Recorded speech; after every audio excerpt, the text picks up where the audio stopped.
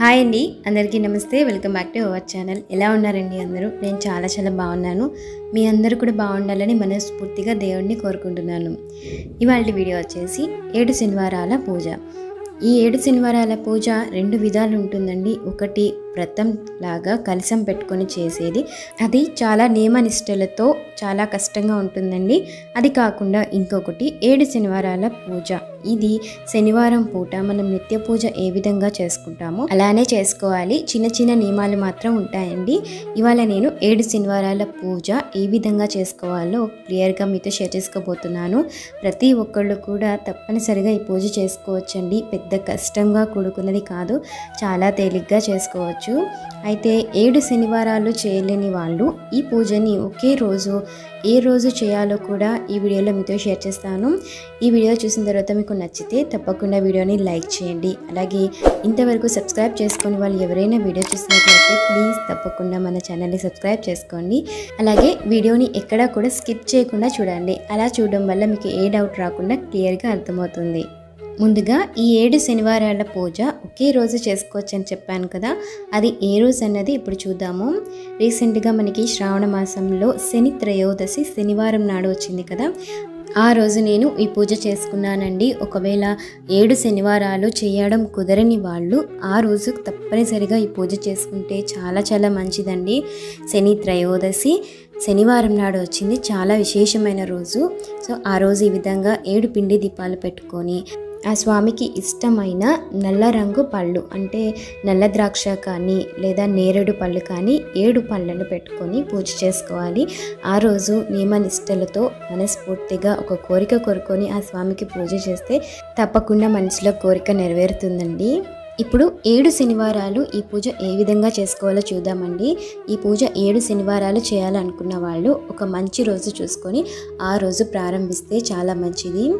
ముందుగా మనం పూజ చేసేటప్పుడు పిండి దీపాలను అయితే సిద్ధం చేసుకోవాలండి. ఇవి ఒక అరగంట ముందే మనం రెడీ చేసి పక్కన పెట్టుకోవాలి. ఎందుకంటే పిండి దీపాలు అందరికీ చేయడం రాదు. ఇలా క్రాక్స్ వచ్చేసినాయి అంటే దాని లోపల వేసిన నూనె కానీ నెయ్యి కానీ మొత్తం కారిపోతుంది. దీపం అనేది మనకి ఎక్కువసేపు వెలగదు. సో అందుకని మీరు దీపం రెడీ చేసేటప్పుడే బియ్యపిండి తీసుకొని ఆ బియ్యపిండిలో కొద్దిగా బెల్లము, అలాగే ఆవు పాలు, నాటు అరటిపండు, వీలైతే ఆవు నెయ్యిని కూడా వేసి ఈ విధంగా చలిమిడిలాగా తయారు చేసి ఆ ముద్దని పక్కన ఒక అరగంట సేపు ఉంచుకుంటే బాగా సాఫ్ట్గా అయ్యేంత వరకు ఉంచుకోవాలండి. మనం చపాతీ పిండికి ఎలా కలుపుకుంటామో అంత మెత్తగా ఈ పిండి దీపాలు చేయడానికి బియ్య పిండిని కలుపుకోవాలి. గట్టిగా కలుపుకుంటే విరిగిపోతాయి దీపాలు. అలా కలుపుకున్న తర్వాత ఒక అరగంట తర్వాత వీటిని ఈ విధంగా చిన్న ఉండలుగా చేసుకొని లోపల ఇలా వేలితో ఒత్తితే మనకి దీపంలాగా వస్తుంది. ఈ దీపాలను ముందుగా సిద్ధం చేసుకొని పక్కన ఉంచుకోవాలండి. మొత్తం 7 దీపాలు సిద్ధం చేసుకోవాలి. అంటే మీరు పూజ మొదలు పెట్టే రోజే ఒక దీపం పెట్టుకోవాలా, 2 దీపాలు పెట్టుకోవాలా, లేదా 7 దీపాలు పెట్టుకోవాలా అన్నది మీ ఇష్టం. మీ మనసులో ఉన్న కోరికను బట్టి మీరు ఎన్ని దీపాలు అన్నది మీరే డిసైడ్ చేసుకొని పెట్టుకోవచ్చు. కానీ 7 దీపాలు పెట్టుకొని పూజ చేస్తే చాలా మంచిదండి. ఆ స్వామి ముందు కూడా ఇలా 7 దీపాలను వెలిగిస్తుంటే చాలా నిండుగా కలకల్లాడుతూ కనిపిస్తుంది పూజా మందిరం. ఈ పూజ సపరేట్గా పీఠం పెట్టుకొని చేయాల్సిన అవసరం లేదండి. పూజా మందిరంలోనే వెంకటేశ్వర స్వామి ఫోటో ముందు పూజ చేసుకోవచ్చు. కానీ వెంకటేశ్వరుడు మాత్రమే ఉండకుండా ఆయన కింద లక్ష్మీదేవి కూడా ఉండేలాగా చూసుకోవాలి. అంటే మనకి వెంకటేశ్వర స్వామి ఫోటోలోనే లక్ష్మీదేవి అమ్మవారు కూడా ఉంటారు కదా, అలా ఉన్న ఫోటోకి ఈ పూజ చేసుకోవాలి. ఒకవేళ పూజా మందిరంలో అవైలబిలిటీ లేని వారు సపరేట్గా పీట పెట్టుకొని ఆ పీట పైన ఒక ఎల్లో కలర్ క్లాత్ వేసి, అంటే ఎల్లో కలర్ క్లాత్ అనేది విష్ణుమూర్తికి, వెంకటేశ్వర స్వామికి పూజలో ఎక్కువగా వాడతారు. ఒకవేళ అది లేకపోతే ఏ క్లాత్ అయినా వేసుకోవచ్చు. వేసుకొని దానిపైన ఇలా వెంకటేశ్వర స్వామి, లక్ష్మీదేవి అమ్మవారు కలిసి ఉన్న ఫోటోని పెట్టుకొని పూజ చేసుకోవాలి. అలా స్వామి పీఠాన్ని ఏర్పరచుకున్న తర్వాత కానీ లేదా పూజా మందిరంలోని స్వామి ఫోటో ముందు కానీ స్వామికి నిండుగా అలంకారం చేసుకోవాలండి. వెంకటేశ్వర స్వామికి పువ్వులు ఏవీ లేకపోయినా ఒక్క తులసి దళం ఉన్నా చాలు. తులసి మాల కానీ తులసి దళం కానీ ఆయనకి తప్పనిసరిగా సమర్పించుకోవాలి ఈ పూజలో. లేదనుకుంటే మీకు వీలైతే ఎల్లో కలర్ పూలు కానీ ఎరుపు రంగు పూలు కానీ దొరికితే ట్రై చేయండి. ఆ పూలతో స్వామికి పూజ చేస్తే చాలా మంచిది. కుదరని వాళ్ళు ఏ పూలైనా పెట్టచ్చు, ఖచ్చితంగా అవే ఉండాలి అన్న నియమం కూడా ఏదీ లేదు. కానీ నైవేద్యంగా మాత్రం తప్పనిసరిగా నలుపు రంగు పళ్ళను మాత్రమే తీసుకోవాలి. మనకి బ్లాక్ కలర్లో ఉండే ఫ్రూట్స్, బ్లాక్ గ్రేప్స్ ఒకటి, నేరేడు, ఈ రెండే కదా. సో తప్పనిసరిగా ఈ రెండింటిలో ఏదైనా ఒకటి ట్రై చేసి స్వామికి నైవేద్యంగా సమర్పించుకోవాలి. నేను ఈ విధంగా 7 దీపాలను ఆకుపై పెట్టి ఆ దీపాలకి కూడా ఈ విధంగా నల్ల ద్రాక్షాలను పెడుతున్నానండి. అంటే వాటికి నేను నామం పెట్టాను కదా, సో వాటికి కూడా ఈ విధంగా నైవేద్యం పెడుతున్నాను. దీపాల దగ్గర అటు 2 ఇటు 2 పెడుతున్నాను.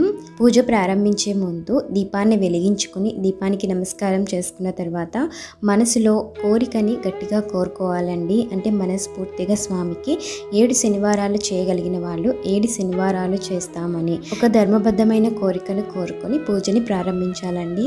అయితే ఈ 7 శనివారాలలో మొదటి శనివారం పూజ ప్రారంభించినప్పుడే ఏ ఆటంకం రాకుండా చూసుకోవాలి. ఆడవాళ్లకు కంటిన్యూగా ఒక 2-3 వారాలైనా సరే ఈ పూజ చేసేలాగా చూసుకోండి.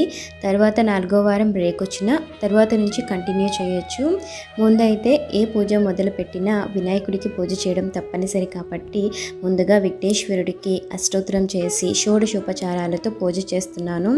ఈ విధంగా వినాయకుడికి పూజ చేసుకొని ధూపము, దీపము, నైవేద్యము సమర్పించిన తర్వాత మనం ఏ దేవుడికైతే పూజ చేసుకోవాలో ఆ దేవుడికి పూజించాలండి. వినాయకుడికి ఎందుకు చేయాలి అంటే చేసే పూజలో ఎలాంటి విఘ్నాలు లేకుండా ఉండేలాగా దీవించమని కోరుకుంటూ ముందుగా వినాయకుడికి పూజ చేసుకుంటాము.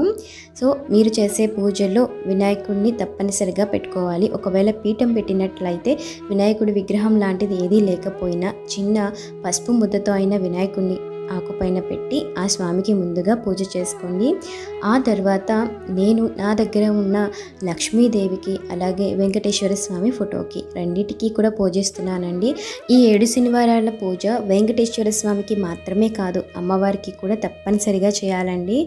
ఎందుకంటే భర్తని పిలిచి భార్యని పిలవకపోతే ఏ భార్య కూడా సంతోషించదు. అలాగే భార్యని మాత్రమే పిలిచి భర్తని పిలవకపోయినా వాళ్ళకి సంతోషం అనేది ఉండదు. కాబట్టి భార్యాభర్తలు ఇద్దరిని కూడా ఆవాహం చేసుకోవాలి. అంటే వెంకటేశ్వర స్వామిని, లక్ష్మీదేవిని ఇద్దరిని ఆవాహం చేసుకొని షోడశోపచారాలతో పూజ చేసుకోవాలి.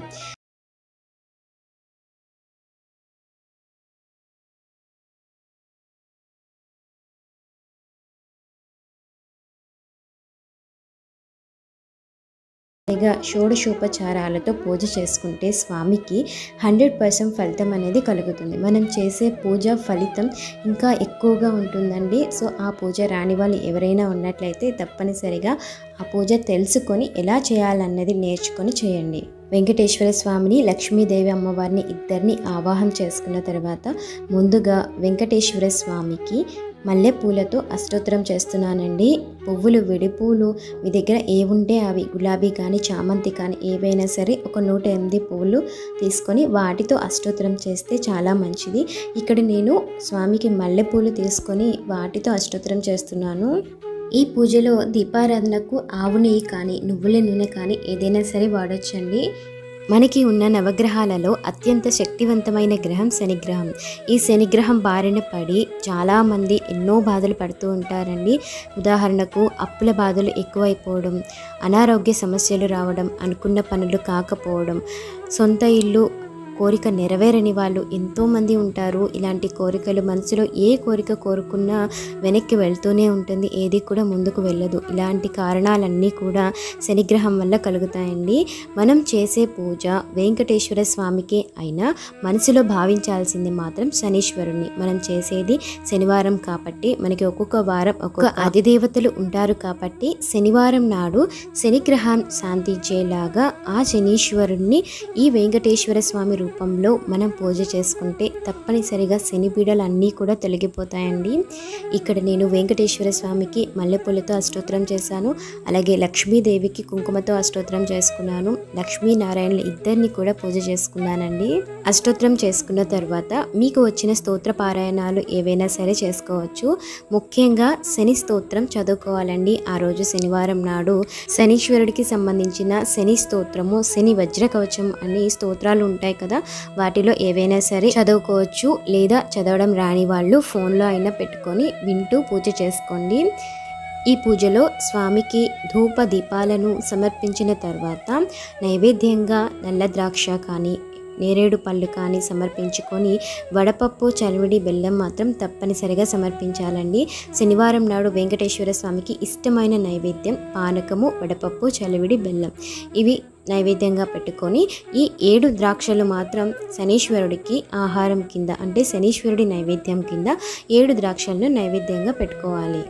ఈ నల్ల రంగు పళ్ళు అంటే ద్రాక్ష కానీ నేరేడు కానీ ముందు రోజే తప్పనిసరిగా తెచ్చుకొని సిద్ధంగా ఉంచుకోవాలండి. ఆ రోజు అంటే శనివారం నాడు 7 శనివారాలు చేసేవాళ్ళు ఖచ్చితంగా ఈ నల్లని పళ్ళు నైవేద్యంగా సమర్పించాలి.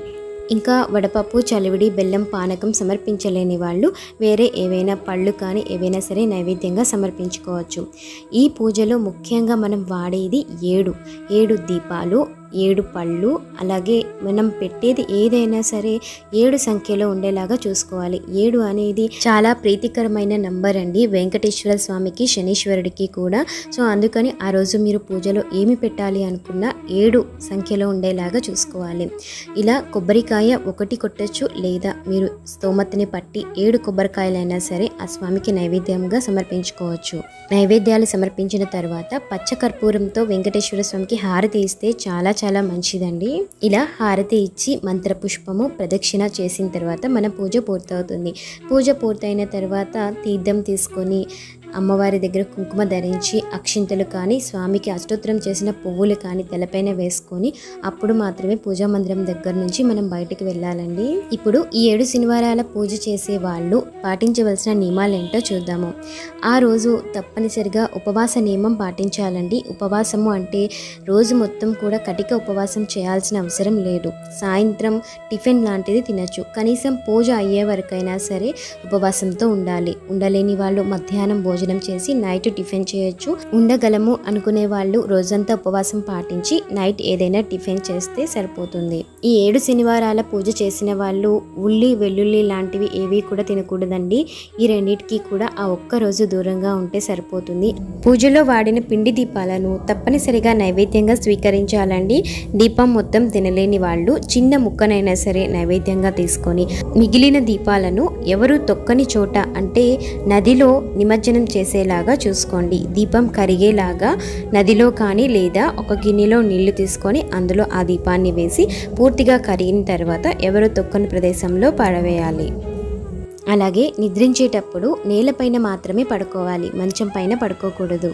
బ్రహ్మచర్యాన్ని తప్పనిసరిగా పాటించాలి. ఇవి కాకుండా ఇంకా ఏవైనా డౌట్స్ మీకు ఉన్నట్లయితే నాతో కింద కామెంట్ సెక్షన్ ద్వారా తెలియజేయండి. తప్పకుండా నేను వాటికి రిప్లై ఇస్తాను. సో చూసారు కదండి, ఈ వీడియో కనుక మీకు నచ్చితే తప్పకుండా వీడియోని లైక్ చేయండి. అలాగే ఈ పూజ గురించి ఇంకా తెలియని వాళ్ళు ఎవరైనా ఉన్నట్లయితే తప్పకుండా షేర్ చేయండి. ఇలాంటి మరిన్ని వీడియోస్ కోసం మన ఛానల్ని సబ్స్క్రైబ్ చేసుకోండి. ఆ లక్ష్మీ నారాయణల ఆశీస్సులు మనందరిపై ఉండాలని, అందరూ బాగుండాలని మనస్ఫూర్తిగా కోరుకుంటున్నాను.